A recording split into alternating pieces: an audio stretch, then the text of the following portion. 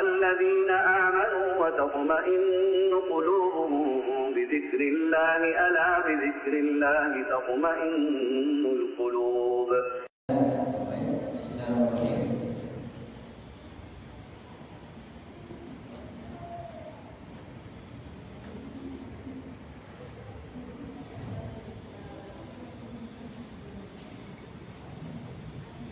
Assalamualaikum warahmatullahi wabarakatuh. Alhamdulillah ala ihsanih wa syukru lahu ala taufiqihi wa amtinanih. Asyhadu an la ilaha illallah wahdahu la syarika lahu ta'ziman li sya'nih wa asyhadu anna Muhammadan abduhu wa rasuluh da'iyan ila ridwanihi wa salawatu wa rabbi wa salamu alaihi wa ala alihi wa ikhwanihi amma ba'd. Alhamdulillah, kita bersyukur kepada Allah Subhanahu wa taala dengan hati kita yakini bahwasanya dia Allah Subhanahu wa taala yang Maha memberikan nikmat kepada kita. Apapun nikmat yang kita nikmati di dunia ini semuanya dari Allah Subhanahu wa taala. Wa ma bikum min nikmatin fa min Allah. Tidak ada nikmat yang ada pada diri kita, besar, kecil, yang nampak maupun tidak nampak, yang kita rasakan ataupun yang tidak kita rasakan, semuanya itu dari Allah Subhanahu wa taala. Kemudian tidak pernah jemu-jemu bisa kita mengucapkan alhamdulillah wa syukurillah atas segala nikmat-nikmat tersebut. Kemudian kita kabarkan pada orang-orang yang soleh agar kita didoakan terhadap nikmat-nikmat tersebut. Tahajud bernikmat, kita kabarkan kepada saudara kita yang soleh agar senantiasa nikmat tersebut bertambah dengan doa orang yang soleh. Kemudian kita gunakan nikmat yang telah Allah berikan di jalan Allah Subhanahu wa taala. Apabila diberikan ilmu, maka kita ajarkan, itulah cara kita bersyukur kepada nikmat itu. Apabila kita diberikan nikmat harta, kita infakkan, kita berbagi kepada saudara-saudara kita yang membutuhkan harta, maka itulah cara kita bersyukur dengan nikmat harta. Dari sini masyarakat muslimin, hendaknya dalam bersyukur ada 3 rukun yang harus kita penuhi, yaitu senantiasa hati ini yakini nikmat dari Allah Subhanahu wa taala, lisan menyebut memuji Allah dan alhamdulillah dan menggunakan nikmat di jalan Allah Subhanahu wa taala. Mudah-mudahan hadirnya kita di majelis ini diberkahi oleh Allah Subhanahu wa taala. Semakin kita istiqomah, semakin Allah Subhanahu wa taala memberikan taufik kepada kita semua. Alhamdulillah, kita masih dalam pembahasan yang sangat agung yang mendasari keimanan kita, yang merupakan pintu masuknya Islam, yaitu kalimat syahadat la ilaha illallah wa anna Muhammadar Rasulullah. Dan telah kita pahami bahwasanya makna syahadat dari segi bahasa adalah al-hulu wal ilmu wara'ah, yaitu kita mengilmuinya, kemudian kita melihat. Makna syahadat itu berarti kita menyaksikan kejadian tersebut, kita mengilmuinya, kita hadir, benar-benar menghadirkan diri. Ini makna syahadat dari segi bahasa. Kemudian syahadat terkadang bermakna bayyinah, bukti yang nyata, yang merupakan khabar qati, pengabaran yang kokoh tentang sesuatu. Ini makna syahadat. Jadi kalau ada ditanya kita tentang kamu ini pernah sekolah? Iya, ini syahadat saya. Maksudnya apa? Ini bayyinah saya, ini buktinya kalau saya pernah sekolah, adanya syahadat atau ijazah. Ini dari segi makna bahasa. Kemudian dari ilmu fikih menafsirkan syahadat itu adalah ikhbaru bihaqqin, mengabarkan tentang suatu hak li ghairihi ala ghairi, mengabarkan tentang kebenaran untuk membela saudara-saudara kita yang dizalimi, ala ghairi, dan melawan orang yang zalim. Jadi syahadat itu diperlukan untuk apa?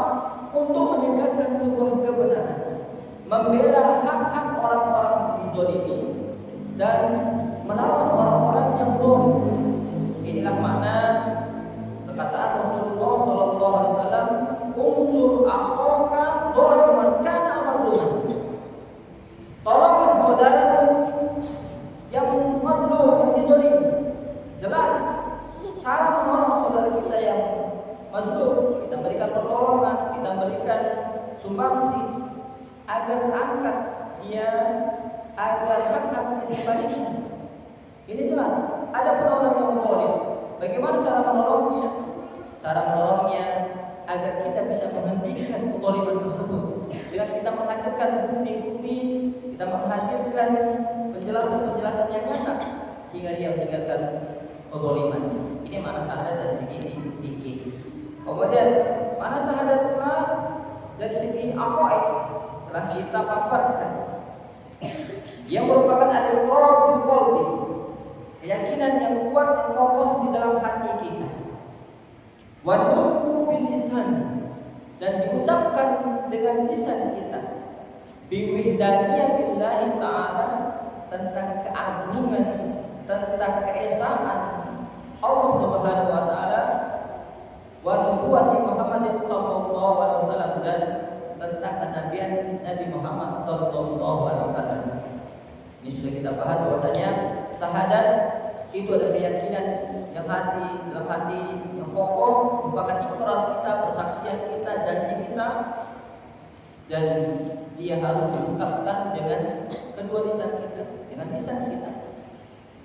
Dan hal ini maka terbagikan maratib atau tingkatan-tingkatan syahadat itu menjadi 4 perkara.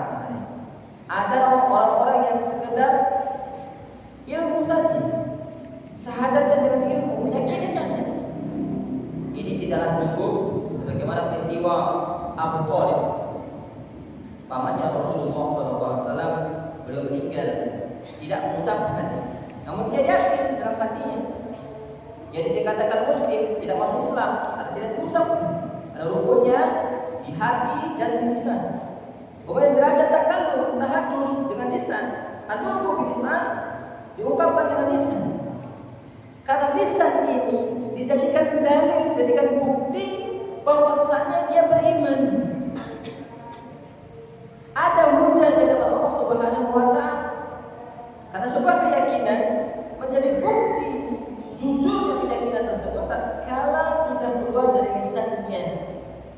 Kita semua yang melihat orang yang mengucapkan kalimat syahadat di hadapan kita, kita percaya dia yakin. Dan ada buktinya, dia mengungkapkan, ada suara yang kita dengar, dan ada mana-mana yang disampaikan kepada kita. Ini derajat wajibnya adalah al-iqrar wa nutq, pengakian, keyakinan dalam hati dan diungkapkan. Kemudian derajat berikutnya al-ikhbar, mengabarkan kepada saksi, pada ustaz, kepada pemimpin kaum bahwasanya dia telah bersyahadat. Ini merupakan derajat kesempurnaan. Kenapa? Agar mengangkat terjadinya was-was, terjadinya kericuhan. Kenapa? Karena orang yang bersyahadat itu akan memunculkan hukum-hukum setelahnya. Bagaimana kita sebagai seorang muslim untuk bermuamalah dengan orang yang telah mengucapkan syahadat. Nah, kalau dipastikan dia telah mengucapkannya, maka telah kita pelajari beberapa hal konsekuensi dari syahadat yang perlu kita laksanakan kepada saudara kita yang telah mengucapkan asyhadu an la ilaha illallah wa asyhadu anna muhammadar rasulullah. Kemudian keempat, al-amru bil ilzam, tingkat keistiqomahan. Inilah kesempurnaan lagi di atas kesempurnaan. Wala tamutunna illa wa antum muslimun.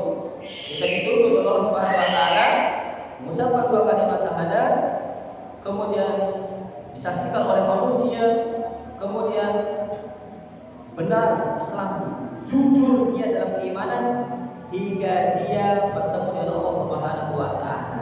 Dan ini sudah kita contohkan seperti Abu Sufyan. Abu Sufyan mengilmui tentang keesaan Allah dan nubuah Rasulullah SAW. Tapi beliau mengucapkannya tatkala Fatu Makkah. Dan disaksikan oleh banyak orang, disaksikan oleh Rasulullah, disaksikan oleh sahabat-sahabat yang lainnya. Dan beliau pun mampu istiqomah sehingga Allah Subhanahu wa taala ridho menjadikan Abu Sufyan menjadi sahabat Rasulullah sallallahu alaihi wasallam. Ini keutamaan dan keutamaan. Inilah hidayah taufik yang Allah berikan kepada orang-orang yang mengucapkan kalimat syahadat, maka dia akan selamat di dunia dan di akhirat. Nah, ibu yang dirahmati oleh Allah Subhanahu wa taala. Kita lanjutkan pembahasan kita yang berikutnya, itu makna syahadati la ilaha illallah. Jadi hari ini tidak ada yang baca karena mic-nya bermasalah. Makna syahadati la ilaha illallah. Makna syahadati la ilaha illallah. Makna syahadat la ilaha illallah. Al-makna, maknanya al-iqrar, pengakuan.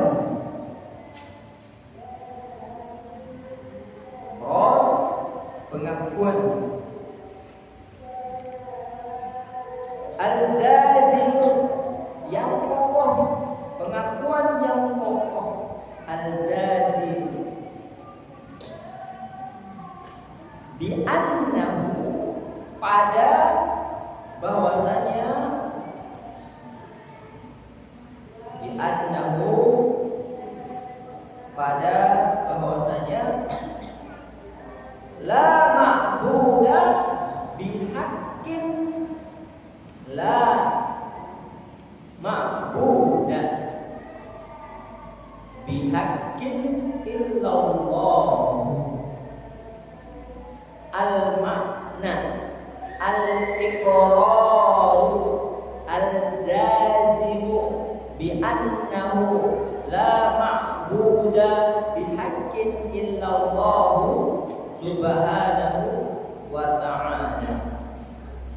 Al-makna, maknanya al-iqrar, sebuah pengakuan, sebuah keyakinan. Al-zazimu, yang kokoh, yang tetap, yang pasti.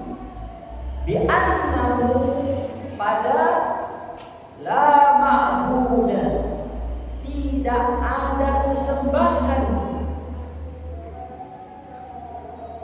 sedikit pun, tidak ada sesembahan manapun bihaqqin, yang berhak diibadahi illallah, kecuali Allah Subhanahu wa ta'ala. Jadi kalimat la ilaha illallah, la dalam bahasa Arab ada dua bacaan setelah la. Kalau dibacanya la ilahu, tidak ada ilah yang satu, berarti ilah yang dua, ilah yang tiga ada. Ini namanya meniadakan satu, atau nafi biasa, peniadaan biasa. Pada la ilaha illallah digunakan peniadaan yang paling ablah, yang paling mendalam. Maka bacaannya setelah la ilaha, ilaha bacaannya dibaca fathah. Maka la ini adalah la nafyul jinsi, la yang menafikan jenis. Jadi kalau ada la ilaha, berarti tidak ada ilah manapun, tidak ada ilah manapun, tidak ada ilah, tidak ada sesembahan manapun, menafikan seluruh jenisnya. 1, 2, 3, 4, tidak ada. Kosong sama sekali. Bahkan menafikan sifat-sifatnya, yang besar, yang kecil, tidak ada. Menafikan semuanya, yang benar dan tidak benar, semuanya tidak ada. Itulah makna la ilaha. Ilah seringkali di dalam penerjemahan kita salah menerjemahkannya. Ilaha, ada yang menerjemahkan ilaha itu Rabb, Tuhan. Nah, ini penerjemahan yang salah dari segi bahasa. Kenapa? Ilah itu sesembahan, sedangkan Rabb itu Tuhan.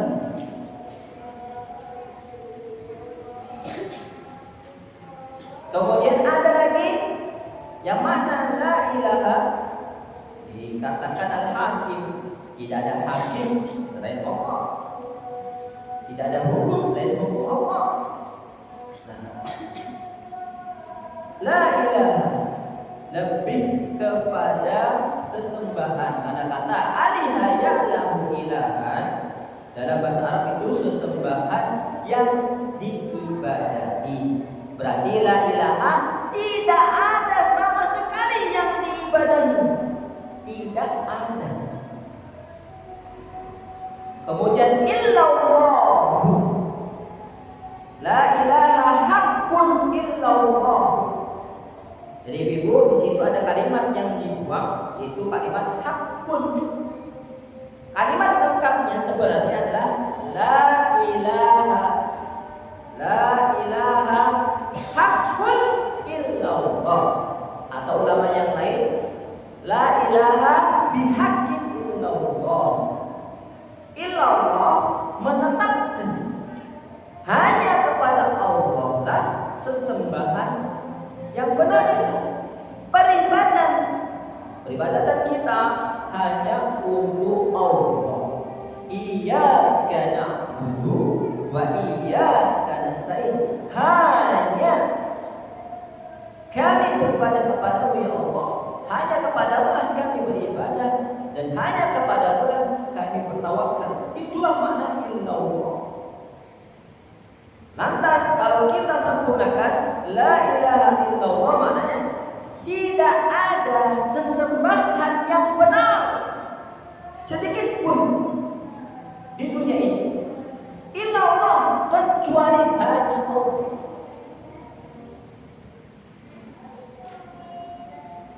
Tidak ada sesembahan. Ada sesembahan, Allah sesembahan, kemudian Buddha, Yesus itu sesembahan. Tapi yang dinafikan di dalam kalimat la ilaha itu adalah hakun, yang benar. Tidak ada yang benar, semuanya salah. Illallah hanya kepada Allah. Oleh karena itu kita lihat al-makna al-iqrar. Al-makna, makna la ilaha illallah dan al-iqrar berjazim bi annahu la ma'buda bihaqqin illallah. Al-iqrar, keyakinan atau pengakuan al-jazim yang kokoh terhadap apa? Terhadap la ma'buda bihaqqin illallah. Dari la ilaha illallah itu setara dengan la ma'buda bihaqqin illallah atau la ilaha bihaqqin illallah. Maksudnya apa? Bahwasanya tidak ada sesembahan di muka bumi ini yang benar illallah, hanya kepada Allah Subhanahu wa ta'ala. Dan makna-makna ini yang diusung di dalam ayat-ayat Al-Quran. Banyak sekali dalam ayat-ayat Al-Quran mengusung makna ini. Makna la ilaha illallah. La ilaha, tidak ada Tuhan. Illallah, tidak ada sesembahan. Illallah, hanya kepada Allah Subhanahu wa ta'ala. Apa bukti makna ini yang kita tuju? Bukan kepada tidak ada Tuhan, tidak ada hakim, tidak ada ilah. Buktinya yaitu surat Al-Anbiya ayat 25. Wa ma arsalna Wa ma arsalna min qablika min rasulin illa nuhi ilaihi annahu la ilaha illa ana fa'budun. Wa ma arsalna min qablika min rasulin, tidaklah kami utus sebelum seorang rasul pun. Wa ma arsalna, tidaklah kami utus min qablika, sebelummu wahai Muhammad.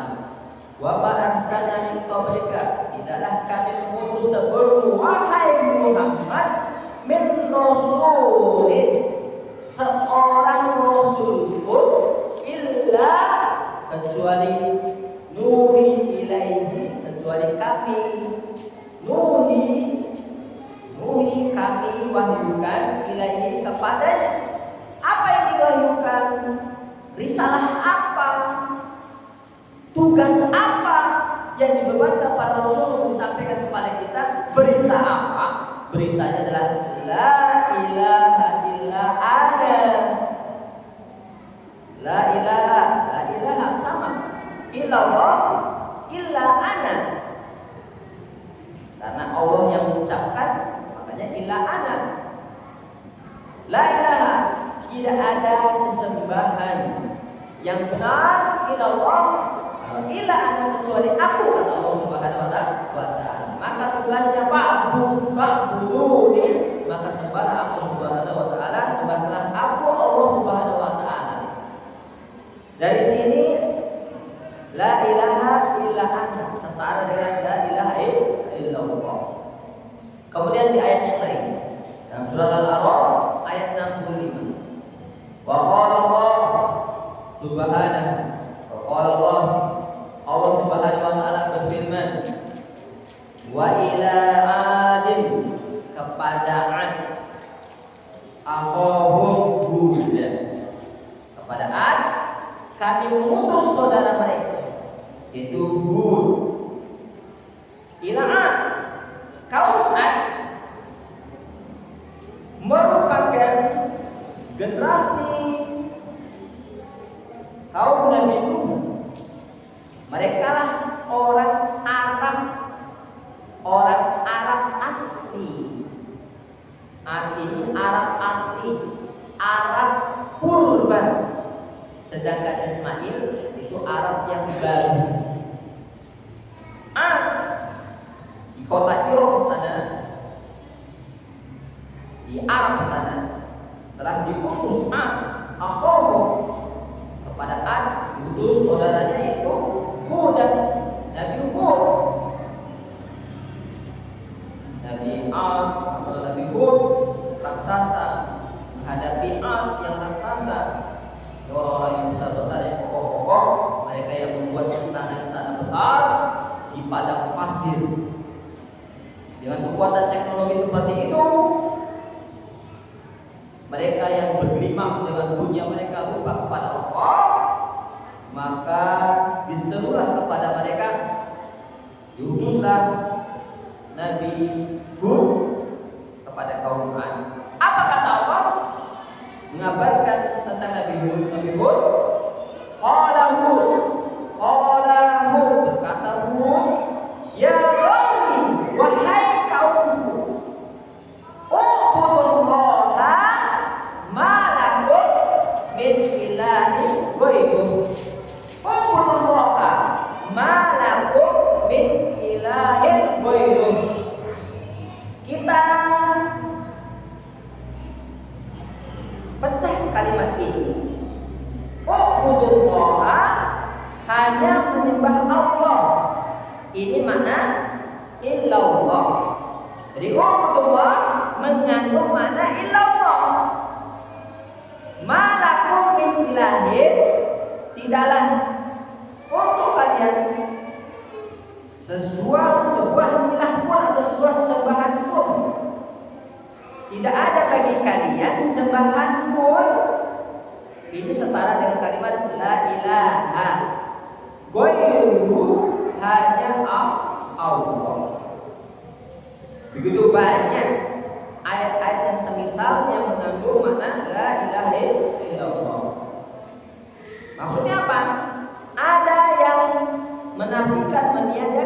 sesembahan selain Allah, kemudian ada yang menetapkan. Maka dari sini nanti kita akan tahu makna dari la ilaha illallah itu punya dua rukun.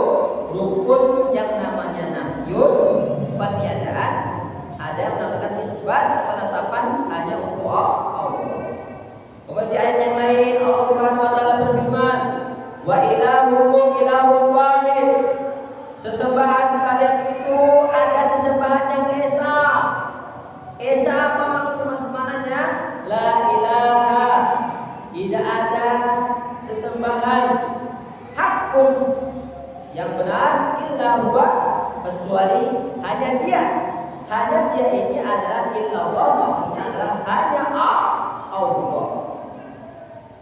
Ar-Rahman Ar-Rahim, dialah yang Maha Rahman dan dia yang Maha Rahim.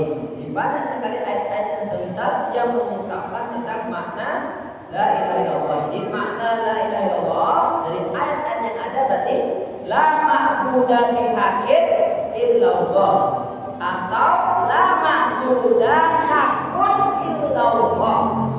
La ma'budu haqqun illallah, tidak ada sesembahan yang benar yang berhak diibadahi hanya Allah semata. Inilah makna yang kita imani yang benar sesuai dengan ilmu hukum dan sesuai dengan syariat Islam, sesuai dengan dalil yang ada yang telah kita paparkan tadi. Ibu-ibu yang dirahmati oleh Allah Subhanahu wa taala, kita bawakan tafsir-tafsir yang ada dari ulama-ulama kita. Di sana ada Ibnu Jarir At-Tabari. Ibnu Jarir siapa ibu? Ibnu Jarir ini pemilik tafsir induk Al-Quran, tafsir Tabari. Beliau memilih tafsir yang induk, yang merupakan ibunya tafsir, itu punyanya Ibnu Jarir At-Tabari. Kalau kita ingin melihat tafsir yang baru, yang bagus, yang seluruh tafsir itu mengikut kepadanya, kita cari adalah tafsir Tabari. Ibunya tafsir, mbah-mbahnya tafsir, menafsirkan la ilaha illallah apa?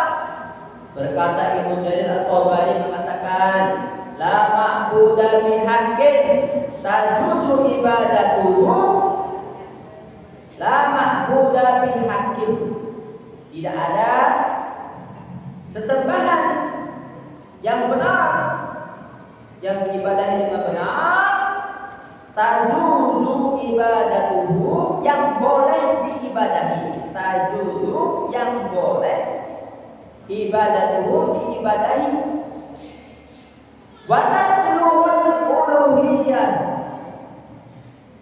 lahu, dan yang pantas kita sembah illallahu, kecuali hanya Allah. Jadi apa kata itu Ibnu Jarir? La ma'budu bihaqqin, tidak ada sesembahan yang berhak diibadahi, tajuzu ibadatuhu, yang benar, yang boleh diibadahi, wa tasluhul lahu, yang cocok, yang berhak diibadahi, illallah, kecuali Allah. Alladzi hadis sifat-sifatku, dan sifat ini, sifat-sifat ini yaitu sifat uluhiyah, sifat ibadah, yang memiliki ibadah, yang memiliki sesembahan adalah sifat-sifatnya Allah. Hanya Allah. Di sini dikatakan hadis sifat-sifatku, sifat peribadatan, penyembahan yang maha diibadahi, yang maha disembah, hanya milik siapa? Hanya milik Allah. Fad'uhu, maka kita menyeru. Fad'uhu, kita menyeru. Ayuhan nas, fad'uhu, maka hendaklah sembahlah, wahai manusia.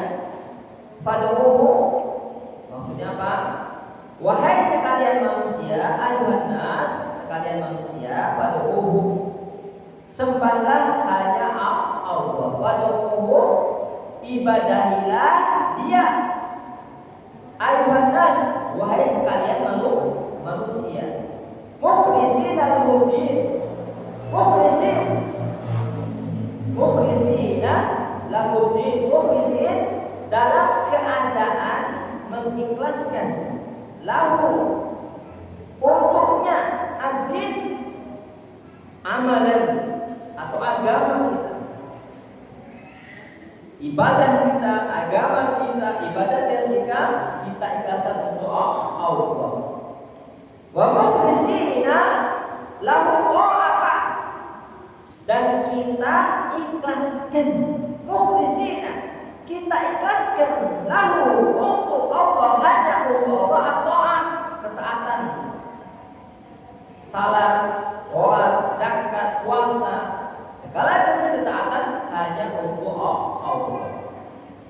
Mufarridina lahu al-uluhiyah, dan kita tauhidkan, kita esakan, mufarridin kita esakan lahu untuk Allah peribadatan. Jadi peribadatan kita hanya untuk Allah. La tusyriku, tidak boleh kita menyekutukannya. Janganlah kalian melakukan kesyirikan fi ibadatihi syai'an siwahu, di dalam beribadah kepadanya sesuatu apapun. Wala tusyriku, janganlah kita menyekutukan Allah fi ibadatihi, beribadah kepada Allah Subhanahu wa taala, dengan beribadah kepada Allah sesuatu apapun. Min wasanin, baik dia itu berupa patung, berupa relief, wasonamin, berupa patung yang berbentuk, wala taj'alu lahu niddan wala adlan, dan wala taj'alu lahu niddan, dan janganlah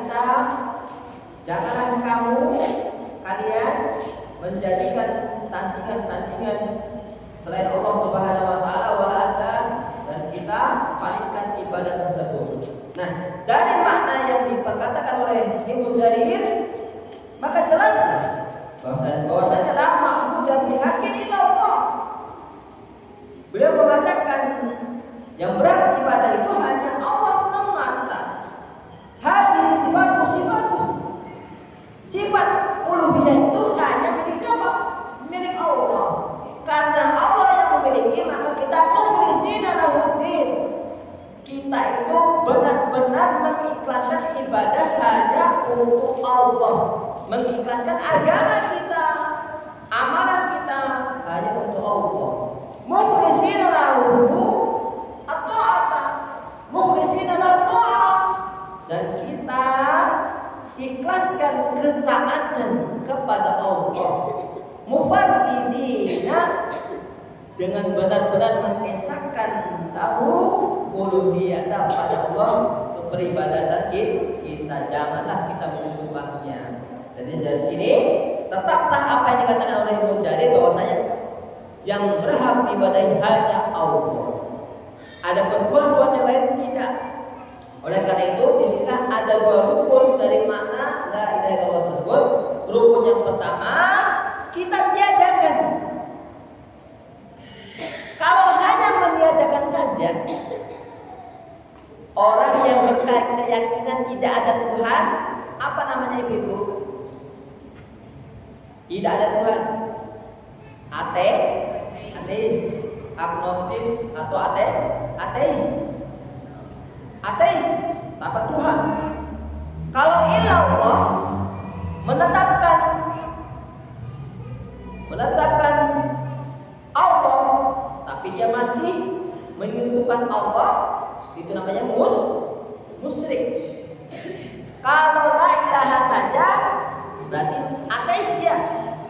Kalau menetapkan ibadah kepada Allah namun beribadah kepada selain Allah, itu musyrik. Maka seorang muslim itu adalah la ilaha illallah. La ilaha Dia meniadakan seluruh Tuhan yang ada, sesembahan yang ada, meniadakan sesembahan yang ada, kemudian kita Allah menetapkan peribadatan hanya untuk Allah. Itulah muslim yang sejati. Adapun kalau meniadakan Tuhan saja itu ateis. Kalau menetapkan Tuhannya Allah tapi dia beribadah kepada yang lainnya itu muslim. Nah, apapun bentuknya tidak boleh kita menyekutukan Allah. Di sini disebutkan min wasanil awsanabi, baik itu berupa patung-patung ataupun wala malakul muqarrabun wala nabiyyun mursal. Baik itu orang-orang yang suci, baik itu selevel malaikat yang tidak ada dosanya, kita tidak boleh beribadah kepada malaikat. Malaikat yang dekat dengan Allah, Jibril, tidak boleh kita dekati, tidak boleh kita beribadah kepadanya. Wala nabiyyun mursalun, bahkan kepada nabi yang mulia yang diutus kepada kita seperti Nabi Muhammad, tidak boleh kita beribadah kepada Nabi Muhammad SAW. Kita tetapkan ibadah hanya untuk siapa? Hanya untuk Allah semata. Nah, ibu yang dirahmati Allah Subhanahu wa taala, berikutnya apa yang dikatakan oleh Isa Abdus Salam? Kalimat tauhid. Kalimat tauhid itu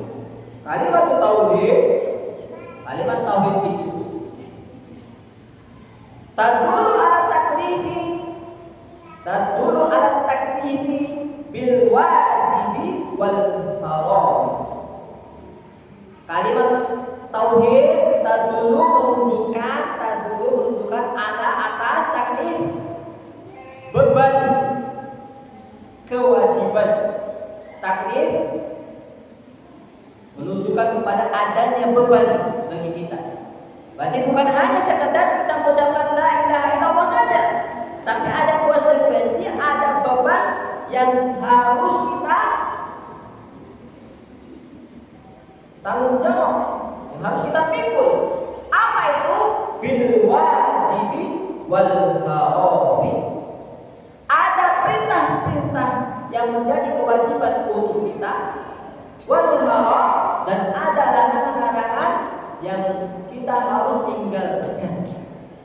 Taklif, beban syariat yang kita ambil setelah mengucapkan la ilaha illallah, ada perintah berupa sholat, berupa zakat, berupa puasa, wal haram, dan ada perkara yang harus kita tinggalkan berupa keharaman-keharaman yang Allah larang. Tidak boleh zina, tidak boleh kesyirikan. Itu semua beban takdir setelah kita mengucapkan la ilaha illallah. Kenapa? Kata beliau, karena maknanya itu la ma'buda, tidak ada sesembahan bihaqqin illallah. Tidak ada peribadatan sesembahan yang berhak kita sembah melainkan Allah. Berarti ibadah itu milik Allah saja. Apa itu ibadah? Wal ibadatu hiya at-ta'ah. Ibadah itu adalah ketaatan. Segala model ketaatan yang Allah perintahkan, buat ibadah itulah ibadah. Ma'agoyatin dhulli wal hudu. Adanya ketundukan dalam melaksanakannya, adanya penerimaan, adanya kecintaan. Jadi tatkala ibadah kepada Allah hanya untuk Allah, dengan rasa cinta, dengan rasa ketundukan, dengan rasa harap dan rasa takut hanya untuk Allah, maka ibadah kita, sholat kita, semuanya itu harus berlandaskan rasa cinta dan ketundukan yang semuanya itu kita pasrahkan kepada Allah. Kenapa? Karena Allah itu lahul awsaful jalal wal kamalul azamah. Lahul awsaful kamal. Allah itu memiliki kesempurnaan. Ibu-ibu, kalau ada zat yang sempurna, kita akan jatuh hati. Kemudian wal jalan, ada keluhuran, maka kita mengagungkan Allah, timbullah pengagungan dan ketaatan kepada Allah. Kemudian laul awsaful azamah, memiliki sifat kebesaran, kemahabesaran, maka dari sini muncullah rasa takut.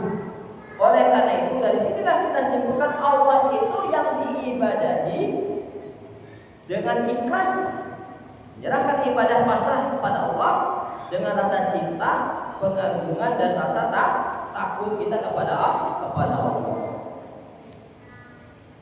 Itu pendapat yang disebutkan dari Imam Ibnu Abi Salam, dan ini manhajnya mazhabnya Syafi'i.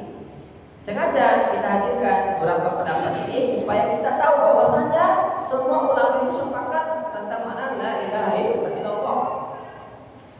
Berkata lagi Imam Qarafi,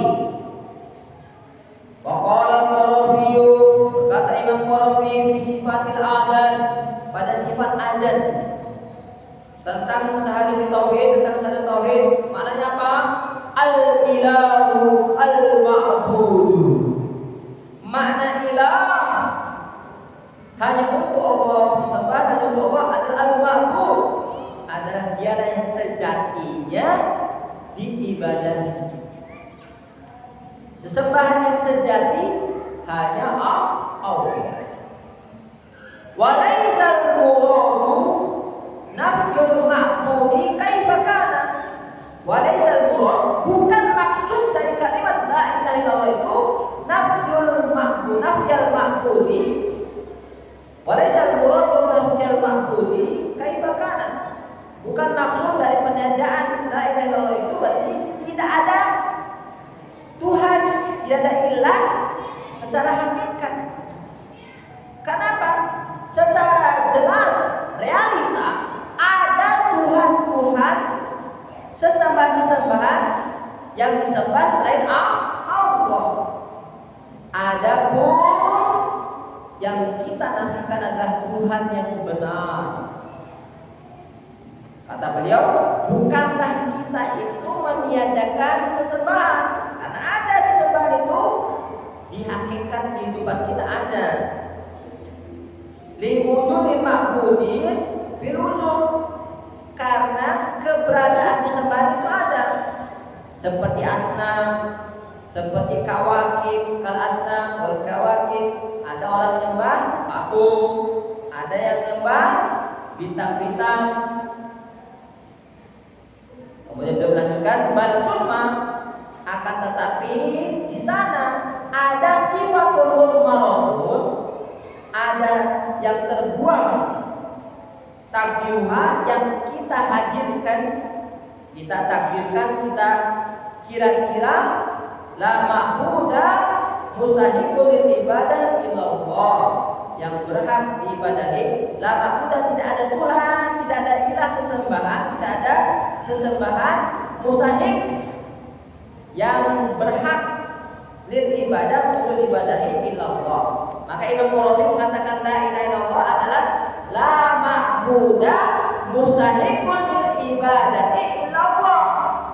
Tidak ada sesembahan yang berhak diibadahi melainkan Allah. Sama seperti la ma'buda haqqun illallah.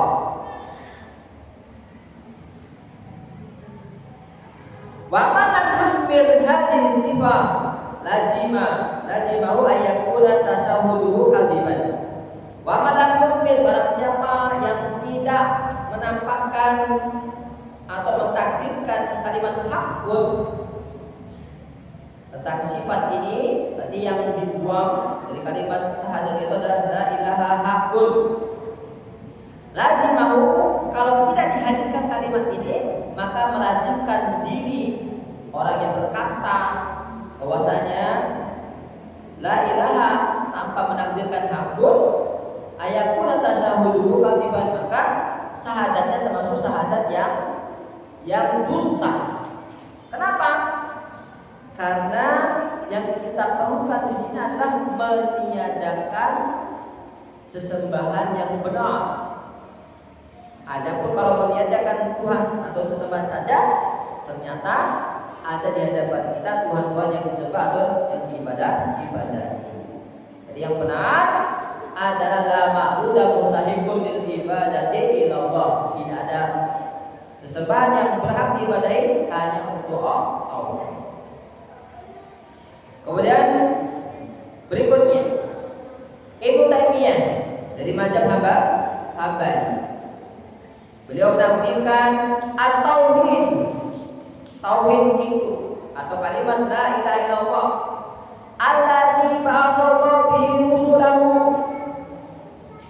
yaitu sebuah kalimat yang Allah mengutus rasul yang para rasulnya. Yang paling benar adalah dua ibadatullah wahdahu, adalah beribadah hanya kepada Allah saja. La syarikalah, tidak ada sekutu bagi ibadatullah wahdahu, hanya beribadah kepada Allah saja. Ini makna illallah. Kemudian la syarikalah, ini makna la ilaha. Maka jadi Syekhul Islam mengatakan tauhid atau makna la ilaha illallah itu ibadatullah wahdahu, hanya beribadah kepada Allah. Tetapkanlah olehmu beribadah hanya Allah saja, pemilik peribadatan hanya Allah.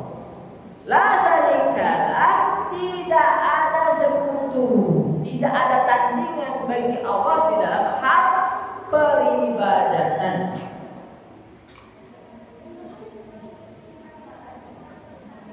Oleh karena itu beliau melanjutkan bahwa makna syahadatu an la ilaha illallah. Inilah makna syahadatu an la ilaha illallah, yaitu kita tetapkan ibadah hanya kepada Allah dan meniadakan Tuhan-Tuhan selain Allah. Wa dzalika yatadammanu, dan hal ini kandungan tauhid. Apa dari kandungan tauhid itu, Ibu? Menetapkan ibadah hanya untuk Allah dan meniadakan sesembahan yang lainnya. La ilaha, tidak ada sesembahan yang benar illallah, hanya Allah. Itulah makna tauhid yang sebenarnya. Itulah makna tauhid yang sebenarnya. Bil qauli, yang kita ucapkan melalui syahadat kita, wal i'tiqadi, dan yang kita yakini, bil iradati wal qasdi, dan yang kita amalkan. Yang kita amalkan. Tauhid itu qaulun i'tiqadun amalun. Tauhid itu mencakup keyakinan, perkataan dan perbuatan di dalam merealisasikan la ilaha illallah. Nah, kemudian beliau membawakan ayat dari surat Al-Hajj, zalika bi anna Allaha wal haq. Zalika, oleh karena itu, bi anna Allaha wal haq, hanya Allah lah yang hak sejati. Berarti hanya Allah yang berhak, dialah sejati yang berhak diibadahi. Wa anna ma yad'una min dunihi, adapun ma yad'una min dunihi, Tuhan-Tuhan, sesembahan yang disembah selain Allah Subhanahu wa taala, huwal batil, semuanya batil. Dari ayat ini mana menunjukkan la ilaha illallah? Bi anna Allaha wal haq, hanya Allah yang berhak. Berarti illallah. Wa ma yad'una min dunihi huwal batil, itu makna la ilaha. Wa anna Allaha huwal aliyyul kabir, dan Allah maha tinggi dan maha besar. Nah, dari sini ibu yang dirahmati Allah Subhanahu wa taala, segala ayat yang kita hadirkan dari tadi menunjukkan kepada la ilaha illallah. Demikian pula tafsir dari para ulama-ulama kita, dari Ibnu Jarir, Is Abdul Salam, kemudian Imam Qarafi, Ibnu Taimiyah, semuanya menjelaskan tentang makna la ilaha illallah sebagaimana judul yang kita harapkan, itu la ma'budu bihaqqin illallah. Nah, lantas apa itu ibadah, ibu-ibu? At-ta'rif al-ibadah lughatan wa istilahan. Ta'rif, penjelasan ibadah lughatan secara bahasa, wa istilahan. Apa itu ibadah secara bahasa dan lughatan? Ibadah hiya tadallulu wal wudu. Tadallul, merendahkan diri, wudu, pasrah. Berarti makna ibadah dari sisi bahasa adalah tunduk dan pasrah, memiliki sifat tunduk dan pasrah. At-tadallul, tunduk, wudu, pasrah. Inilah makna hakikat peribadatan yang benar. Ada tunduk dan pasrah. Tapi harus kita lakukan dari segi syar'i nanti. Fayuqalu bi ghairi mu'abbadin ba'irul mu'abbad. Ba'irul mu'abbad.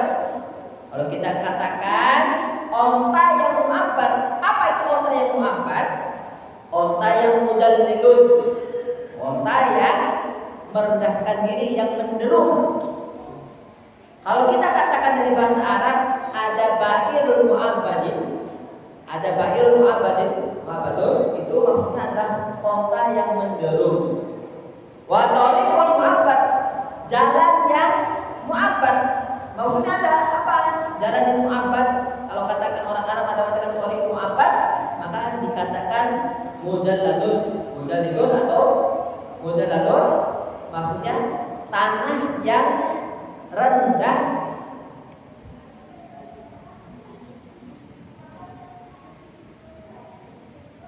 Inilah makna dari segi bahasa. Kemudian ulifatil ibadatu fi istilah bi'idatin ta'rifat. Ibadah itu dijelaskan dari segi istilah dengan istilah-istilah yang banyak. Sebagai berikut kita akan jelaskan. Yang pertama yaitu Syekhul Islam Ibnu Taimiyah mengatakan, apa itu ibadah? Syekhul Islam mengatakan, arafah Syekhul Islam Ibnu Taimiyah. Syekhul Islam mentarif, menjelaskan makna ibadah adalah ismun jami'un, semua nama yang mencakup, sebuah nama yang mencakup likulli ma yuhibbullah, apa yang dicintai oleh Allah, wa yarda, dan mencakup apa yang Allah ridhoi, minat aqwal, berupa perkataan-perkataan, beramal, berupa amal-amal, batin wa zahirati, baik yang nampak maupun tersembunyi. Jadi Syekhul Islam mengatakan ibadah itu adalah ismun jami'un, sebuah nama yang mencakup di kulli ma yuhibbullah, terhadap semua perkara yang Allah cintai dan ridhoi, mencakup sebuah perkara yang Allah ridho dan cinta. Jadi ibu, kalau ada perkara yang diridhoi oleh Allah, ibadah nggak itu ibu? Ibadah. Sholat dicintai oleh Allah, dicintai oleh Allah, maka itu ibadah. Sodako itu dicintai oleh Allah, ya dicintai oleh Allah, maka itu ibadah. Atau yang diridhoi oleh Allah Subhanahu wa taala. Kita senyum kepada saudari kita, ibadah nggak itu ibu? Ibadah, karena itu suatu yang dicintai dan diridhoi oleh Allah. Minal aqwal, baik berupa perkataan-perkataan. Kalau ada perkataan yang dicintai oleh Allah, itu ada namanya adalah ibadah. Seperti apa? Subhanallah walhamdulillah wala ilaha illallah. Itu cintai Allah. Perkataan yang bagus, yang baik, sopan santun, dicintai oleh Allah, dicintai, bahkan diridhoi Allah, maka ini adalah ibadah. Mencakup perkataan, wal amal, ataupun semua perbuatan kita. Kalau ada perbuatan yang mengundang ridhonya Allah, cintai, maka itu makna ibadah yang mendalam. Batinati wa zahirati, baik itu berupa keyakinan yang ada di dalam hati kita. Kita husnuzon kepada Allah, kita ikhlas, kita ridho, kita cinta kepada Allah, kita harap, kita takut, kita tunduk kepada Allah. Itu semua perkara yang Allah cintai berupa apa yang ada dalam hati kita, maka itu juga namanya ibadah. Nah, tadi saya bisa mengatakan seluruh apa yang dicintai oleh Allah dan diridhoi oleh Allah berupa syariat Islam, maka itu adalah ibadah. Maka nanti ada ibadah makhdhur, ibadah yang ada tata caranya dari syariat, ada ibadah yang kembali kepada adat dan istiadat kita yang tidak diatur oleh syariat, atau kembali kepada apa? Kembali kepada tata krama, kepada norma-norma yang telah berlaku. Nah, kemudian mana ibadah? Menurut Ibnu Qayyim al-Jauziyah, dia mengatakan wa arafaha Ibnu Qayyim bi annahu arafaha Ibnu Qayyim menerangkan makna ibadah itu kamalul mahabbati ma'a kamalil dzulmi. Apa itu ibadah? Berarti ta'rif dari Syekhul Islam itu berkaitan dengan subjeknya. Sedangkan Ibnu Qayyim ini meninjau dari caranya. Caranya itu adalah kamalul mahabbati ma'at kamalil dzulmi. Kita lakukan amalan-amalan yang Allah cintai dengan rasa cinta yang ada dalam hati kita dan kesempurnaan rasa ketundukan. Ibnu Qayyim mengatakan ibadah itu adalah cinta kepada Allah, kesempurnaan cinta dan kesempurnaan ketundukan. Apa maksudnya? Seorang dikatakan abdul, jadi hamba, menjadi budak kalau mengumpulkan dua hal. Apa itu Ibu? Cinta dan tunduk. Budak cinta, budak suami. Kapan istri dikatakan budak suami? Sempurna cintanya, sempurna tunduknya. Tidak peduli halal dan haram. Dia cinta kepada suami mutlak. Suami benar dicintai, suami salah dicintai. Benar salah dicintai. Suami baik dicintai, suami buruk dicintai. Padahal kecintaan kita itu tatkala suami baik kita cintai, suami buruk kita nasihati atau kita benci keburukan tersebut. Ini sempurna mencintai suami. Sampai-sampai sempurna ketundukannya, perintahnya diikuti, larangan suami diikuti, sampai halal haram pun tidak lagi digubris, mengalahkan hukum Allah, mengalahkan kecintaan dan ketundukan kepada Allah, maka dikatakan dia budak suami. Seorang dikatakan budak harta kapan? Kalau cinta kepada harta yang sangat mendalam sehingga tunduk kepada harta. Tunduk kepada harta bagaimana? Tidak mempedulikan lagi halal dan haram, maka dikatakan dia budak harta. Budak raja, kalau dia cinta kepada raja, cintanya mengalahkan cintanya kepada Allah, dan tunduknya mengalahkan ketundukan kepada Allah. Rasa cinta akan melahirkan apa Ibu? Harapan. Rasa tunduk itu membuahkan pengagungan. Oleh karena itu, maka cinta atau ibadah itu ada berapa rukunnya? Ada cinta, ada ketundukan, ada pengagungan, ada harap dan takut. Maka ibadah kepada Allah harus ada cinta, pengagungan, harap dan takut. Dan kita dituntut untuk apa? Untuk memurnikan ibadah. Apa itu memurnikan ibadah? Seluruh perbuatan kita yang dicintai oleh Allah Subhanahu wa taala untuk Allah. Dengan rasa cinta kita laksanakan itu dengan cinta. Karena cinta inilah yang akan mengatur kita, memudahkan kita untuk beribadah. Kemudian kita laksanakan dengan pengagungan.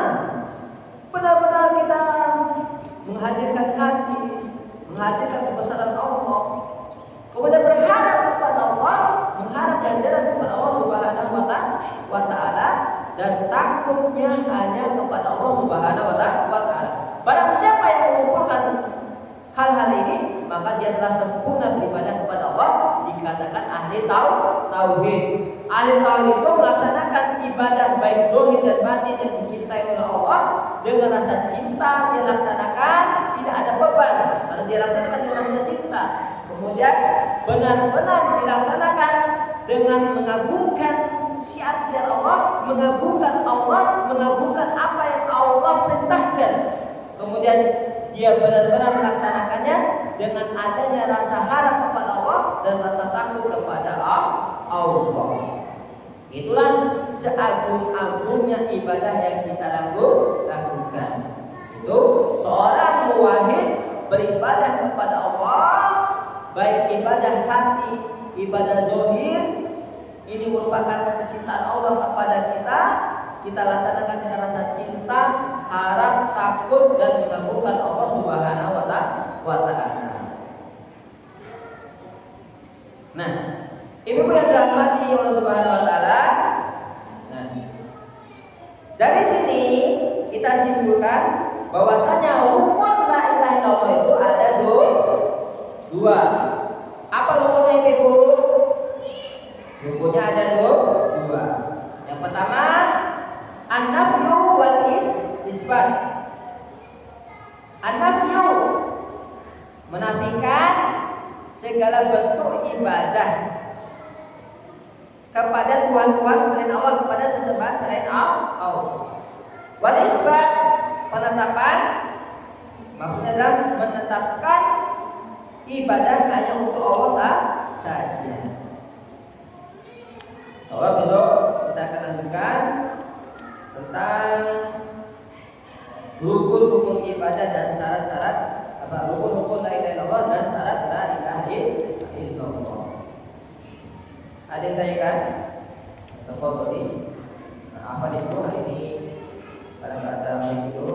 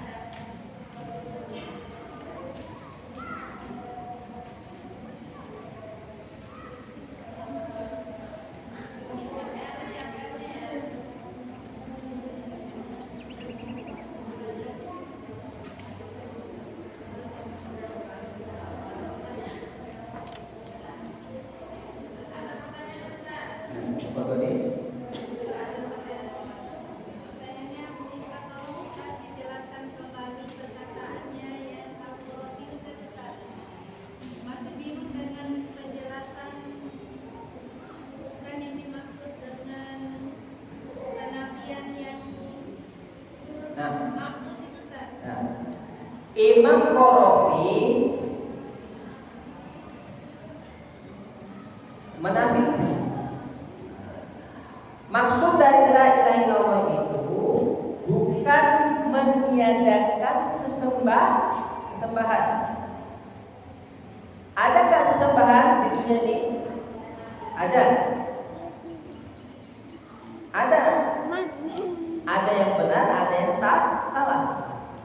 Nah, maka kata Imam Qarafi, yang benar itu meniadakan sesembahan yang benar. Berarti mana la ilaha, ada kalimat yang dibuang. Apa yang dibuang itu?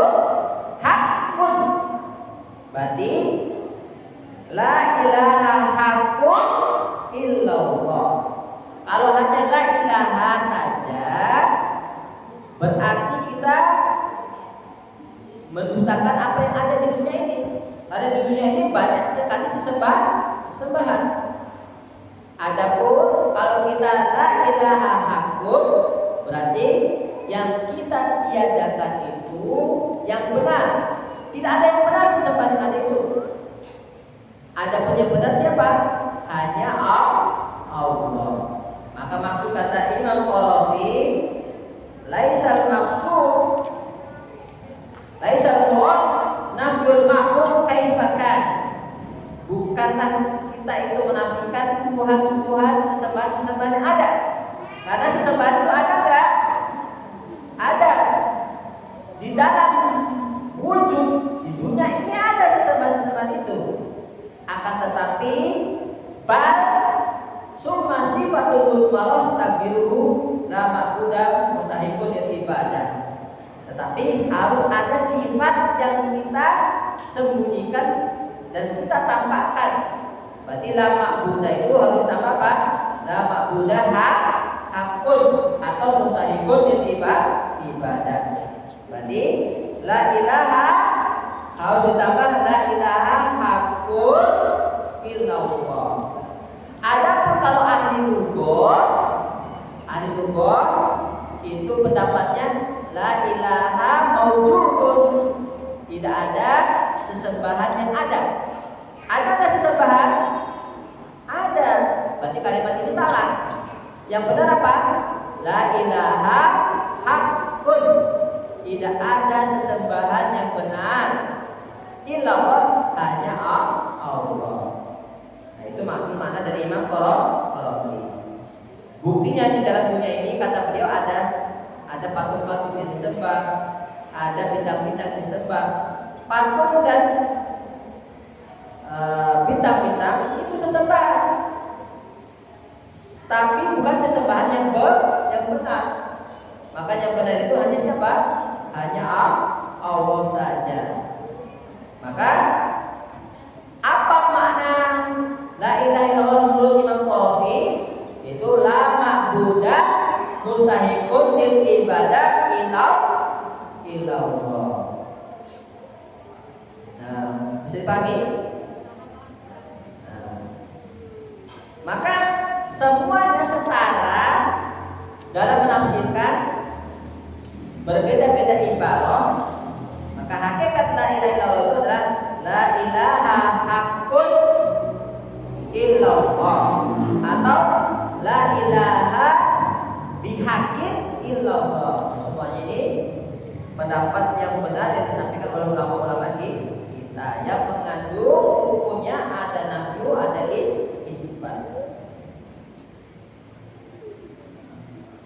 Ada pertanyaan lain? Boleh.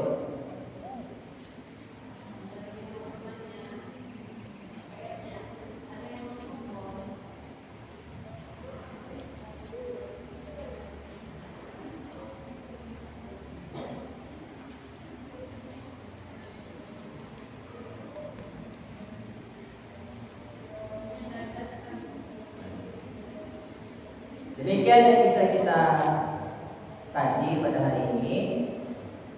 Mudah-mudahan apa yang kita kaji hari ini membuahkan ilmu, kemudian amal yang soleh, membuahkan hajana ketaatan kita kepada Allah Subhanahu Wa Taala, menjadi pahala di sisi Allah Subhanahu Wa Taala. Kita tutup dengan doa kepada majelis.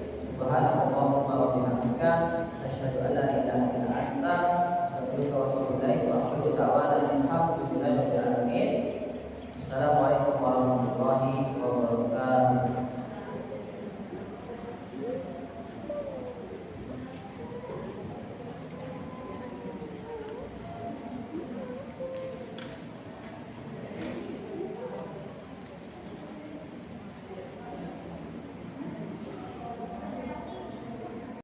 الذين آمنوا وتطمئن قلوبهم بذكر الله ألا بذكر الله تطمئن القلوب